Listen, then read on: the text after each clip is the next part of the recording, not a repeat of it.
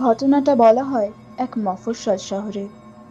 17 বছরের একটা মেয়ে, চুপচাপ, পড়াশোনায় ভালো। হঠাৎ 1 মাসের মধ্যে সে বদলে যেতে শুরু করে। সে আয়নার সামনে দাঁড়াতো, কিন্তু চোখ বন্ধ করে। মা জিজ্ঞেস করলে বলতো, ওখানে আমি একা থাকি না। রাতে তার ঘর থেকে পায়ের শব্দ শোনা যেত, কিন্তু সে বিছানায় শুয়ে থাকতো, চোখ খোলা অবস্থায়।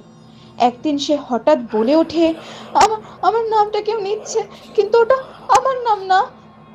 তার হাত সব সময় বরফের মতো ঠান্ডা, কিন্তু শরীর জ্বরে গরম। পরিবারের একজন আলেমকে ডাকে। কোরআন পড়া শুরু হতেই মেয়েটা হাসতে থাকে। হাসিটা তার না, সে বলে, ও আমাকে দিয়েছে, আমি তা শুধু রাখছি। আলেম থামেন না। হঠাৎ মেয়েটা চিৎকার করে উঠে বসে, আয়নার দিকে তাকিয়ে, আমাকে দেখিস না, আমি এখন ওখানেই থাকি। আয়নাটা ভেঙে যায়, মেয়েটা অজ্ঞান হয়ে পড়ে। পরের দিন সে জেগে ওঠে, সবকিছু স্বাভাবিক, কিন্তু আজও সে কোনো আয়নায় নিজের চোখের দিকে তাকায় না। তার কারণ, যদি আমি দেখি, ও দেখবে।